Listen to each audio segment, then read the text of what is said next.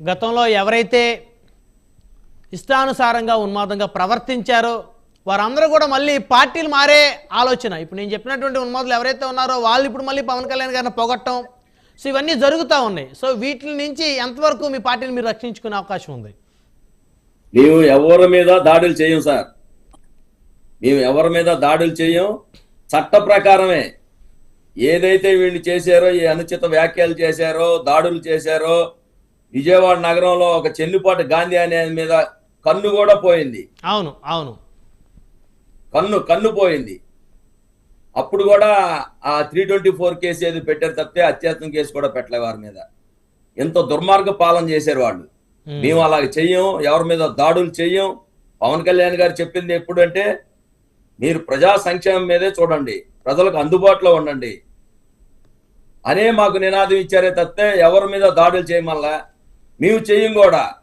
కానీ మా జోలికి వస్తే, మా జోలికి, మా జనసేన జోలికి ఎవరైనా వస్తే మేమేంటో, జనసేన ఏంటో, రంగా గారు అడ్డ ఏంటో కూడా చూపిస్తామని చెప్తున్నా. ఇందువరకు చెప్పా, ఇప్పుడు చెప్తున్నా. ఎంతమంది మీద దాడులు చేశారు, మహిళల మీద దాడులు చేశారు. విజయవాడ నగరంలో ఇళ్లకెళ్ళి కొట్టారు. కృష్ణలంకలో ఇంటి మీదకి వెళ్ళి ఒక మహిళ మీద దాడి చేశారు ఈ అవినాష్ మనుషులు. ఇప్పుడు ఎక్కడ పారిపోయారో కూడా తెలియదు, భయపడి పారిపోయారు.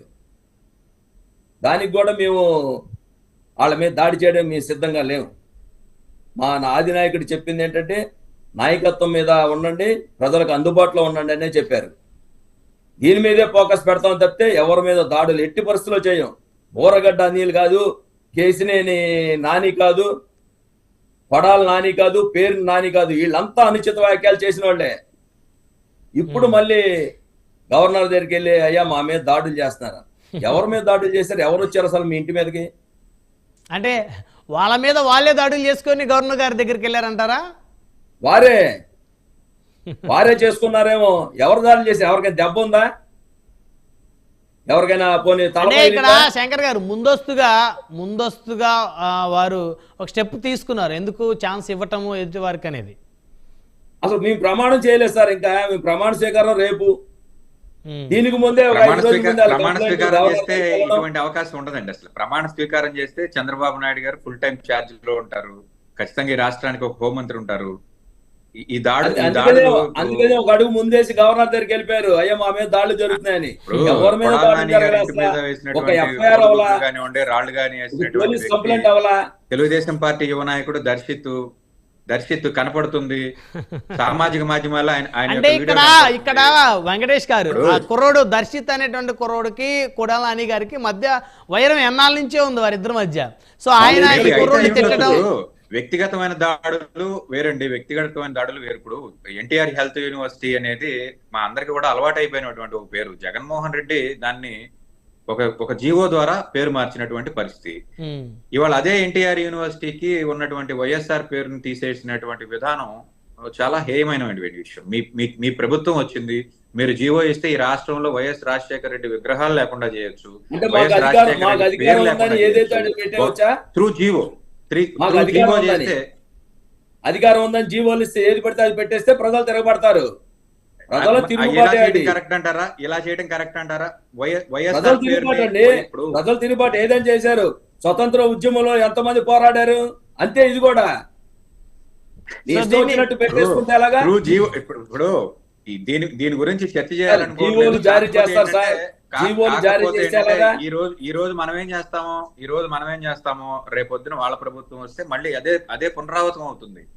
ఇటువంటి ఒక వ్యవస్థని మనం ప్రోత్సహించడం ఎప్పుడో ఉన్న ఎన్టీఆర్ యూనివర్సిటీని నిన్న కూడా ఏపీ జెన్కో ఆఫీస్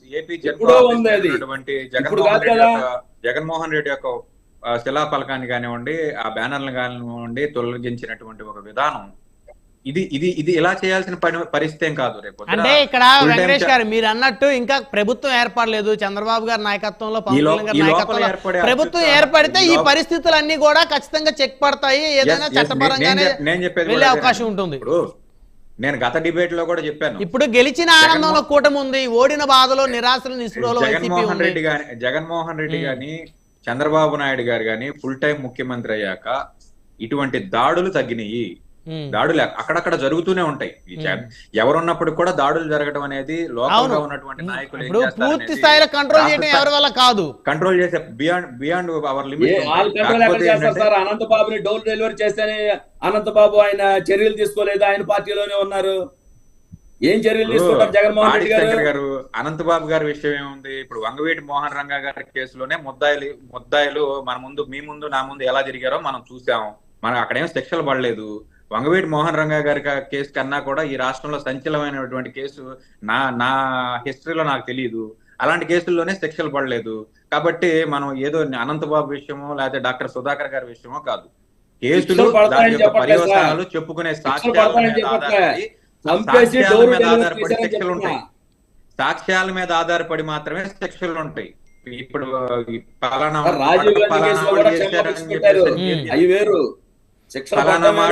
వాళ్ళు చేశారని చెప్పాల్సిన వెంటనే శిక్షలు వేసే పరిస్థితి కాదు కదా. కోర్టుల్లో మీకు బాగా కోర్టులో నిజ నిర్ధారణ జరగాలి, దాని మీద మాత్రమే విచారణ జరగాలి, సమయం పడుతుంది. రైట్, 1 by 1 కంక్లూజన్ తీసుకుందాం. శంకర్ గారు, భారతి శంకర్ గారు, ఫైనల్గా ఒక విషయం. ఇప్పుడు మన ప్రధానమైనటువంటి చర్చ ఏంటంటే, ఏదైతే గెలిచిన వైసీపీ ఎమ్మెల్యేలు ఉన్నారో, సో వీళ్ళు పక్క చూపులు చూస్తున్నారంటూ బీజేపీ ఎమ్మెల్యే ఆదినారాయణ రెడ్డి గారు ఉన్నారు. బీజేపీలోకి ఒకవేళ వారు వస్తామన్నప్పటికీ కూడా వారు రావటం మాకు ఇష్టం లేదు, అయినా అధిష్టానం చెప్తుంది, అధిష్టానం నిర్ణయమే మాకు ఫైనల్గా శిరోధార్యం అన్నారు. అంటే రావటం ఇష్టం లేదంటూ మళ్ళీ అధిష్టానం మీద తోస్తారు. సో అదొక అంశం అయితే. ఇంకోటి, ఇప్పుడు వైకాపాలో ఉన్నటువంటి చాలామంది నేతలు, ఓడిపోయినటువంటి నేతలు, వాళ్ళ పేర్లు అయితే ఇప్పుడైతే నేనైతే చెప్పే పరిస్థితి లేదు. కొంతమంది ఎవరైతే ప్రయత్నాలు చేస్తున్నారో, కొంతమంది నాకు కూడా నా నోటీస్ కూడా వచ్చిన పరిస్థితి ఉంది, జనసేనలో జాయిన్ అవుదామని అనుకుంటున్నారు. తెలుగుదేశం కండవ వేసుకోవడానికి ఇష్టపడినటువంటి ఎవరైతే వైకాపా నేతలు ఉన్నారో వాళ్ళు కొంతమంది జనసేన వైపే చూస్తున్నారు. సో మరి జనసేన దానికి అంగీకారం తెలుపుతుందా? ఎందుకంటే మీకు కూడా చాలా నియోజకవర్గాల్లో బలంగా, ఆర్థికంగా, సామాజికంగా బలంగా ఉన్నటువంటి నేతలు లేరు కొన్ని నియోజకవర్గాల్లో. సార్ ఏం లేదు, బెజవాడలో చిన్న ఉదాహరణ, ఒక 10 మంది కార్పొరేటర్లు, విజయవాడలో ఉన్న 10 మంది కార్పొరేటర్లు జనసేనలో జాయిన్ అవడం కోసం అన్ని ప్రయత్నాలు చేస్తున్నారు. ఏది, వైసీపీ కార్పొరేటర్లా? వైసీపీ కార్పొరేటర్లు. ఓకే, అన్ని ప్రయత్నాలు, ఒక ప్రయత్నం కాదు, అన్ని ప్రయత్నం. ఎందుకంటే అక్రమంగా ఇక్కడ చాలా డబ్బు సంపాదించారు. అక్రమంగా ఎవరు బిల్డింగ్ కట్టుకున్నా వారు డబ్బులకు ఇవ్వాల్సిందే. ఒక కార్పొరేటర్కి ఎవరు బిల్డింగ్ కట్టుకున్నా, వీళ్ళే కాకుండా పక్క ఓడిపోయిన ఎమ్మెల్యేలు అందరూ కూడా మనం జనసేనలో జాయిన్ అవుదాం, ఒక నెల ఆగుదాం అనేది నా దృష్టికి వచ్చింది. నన్ను కూడా అడిగారు. నేను కూడా పేర్లు చెప్పను. కళ్యాణ్ గారి నాయకత్వంలో మేము పనిచేస్తాం, మేము ఈ జిల్లాలో ఈ వార్డును చూసుకుంటాం, ఈ నియోజకవర్గాన్ని చూసుకుంటామని. అసలు మేము అంత భయం వేస్తుంది వాళ్ళకి. అంత భయం కాదు. అక్రమంగా దోచుకున్న డబ్బు దాచుకోవడం కోసం మళ్ళీ అధికార పార్టీలోకి వస్తే మమ్మల్ని ఏమనరని. కానీ చట్టపరంగా చర్యలు అందరి మీద తీసుకుంటాం. అది కళ్యాణ్ గారు, చంద్రబాబు గారు, బీజేపీ, ఈ ముగ్గురు కూడా చట్టపరంగా చర్యలే తీసుకోమని చెప్పారే తప్పితే వేరే రకంగా వెళ్ళొద్దని కూడా మాకు ఆదేశాలు ఉన్నాయి. రైట్.